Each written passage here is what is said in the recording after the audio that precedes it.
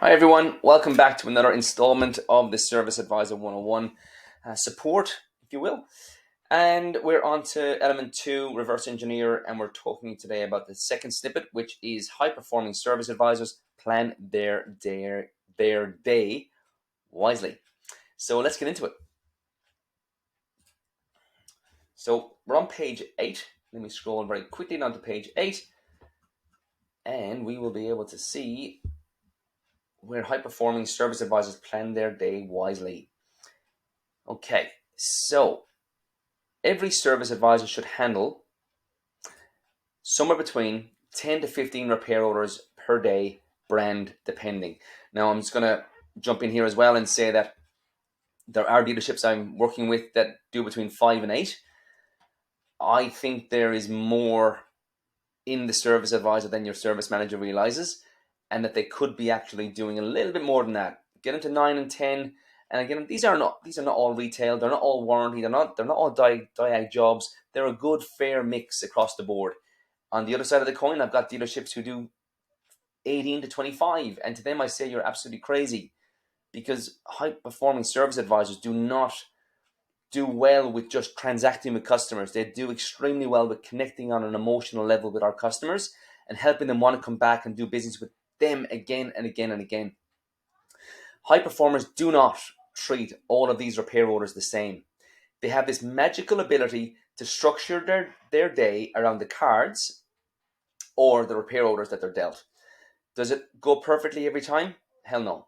But what high performers do really well is they self-regulate, learn from their mistakes, and prevent those mistakes from occurring again.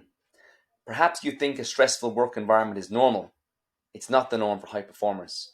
I've already mentioned a stressful environment in Be Driven, where we spoke about smiling and a positive attitude.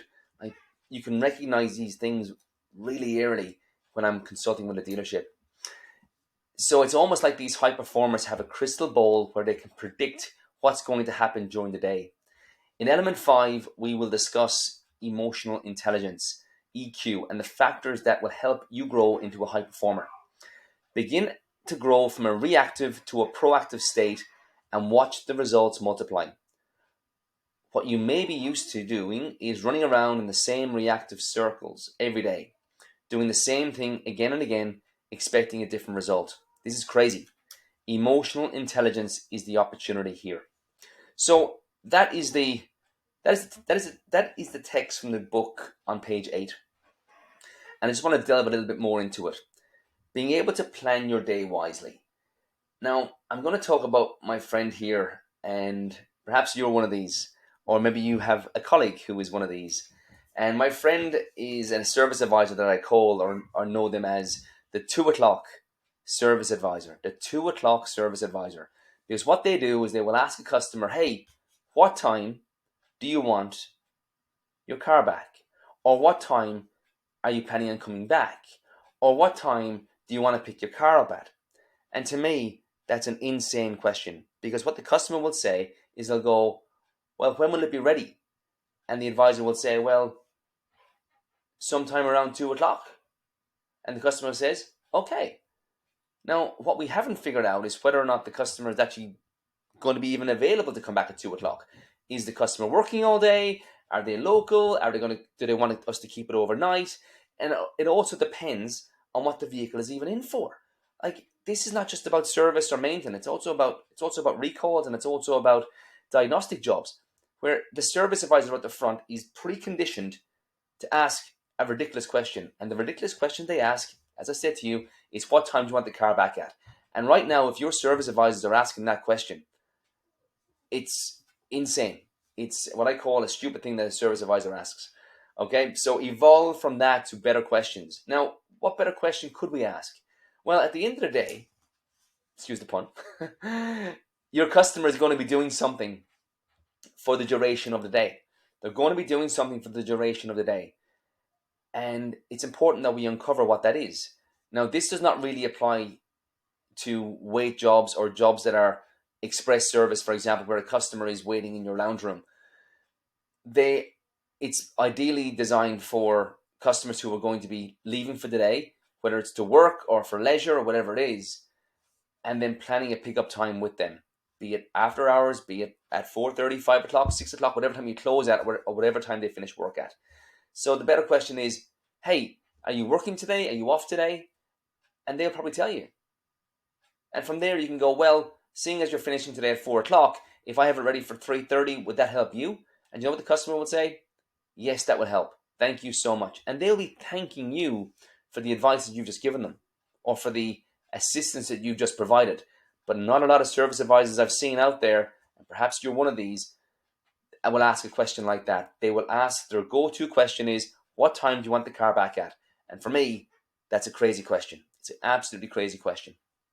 So they have this ability to, I guess, identify some roadblocks during their day as well, or this crystal ball to predict what's going to happen during the day. I mentioned the word proactive in this as well. Begin to grow from a reactive to a proactive state. This is keeping on top of your jobs.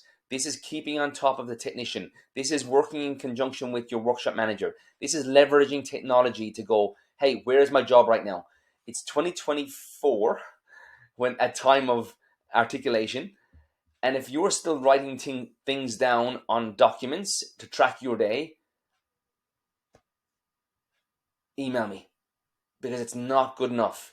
It's 2024, and a lot of us are, some of us, not all, some of us are still operating with a pen and paper.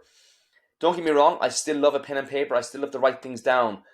But we often do that because either one, we don't have technology in place to support us, or number two, we don't trust the technology that's in front of us. And that's often a training issue, either from the training, or from the vendor for the product that you have, or whether or not there's opportunities to refine what you do in your service department to help customers, to work better with customers, to help them get about their day, and also to help service advisors to plan their day more effectively and with wisdom. And again, like I said, my friend, the 2 o'clock service advisor, can cause massive problems in your service department, because what will happen is the service advisor who does that, their colleagues will see that, and they'll start to copy it, and they'll start to copy it. And as a result, you'll have unproductive time in your workshop, you'll have lost time, dead time, whatever you call it, and you'll have technicians who are not busy come 3, 4 o'clock. And as a result, you'll be looking at it going, gosh, we're absolutely flat chat in the morning, and the afternoon comes and we're dead.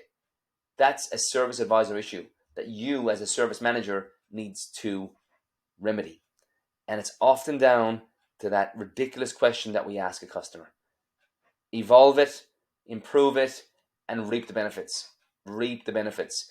Again, emotional intelligence is a factor here, and we'll be talking about that in a few sessions' time. We should not be running around in reactive circles every day. I'm not saying that it should be smooth sailing 24/7. It never will be.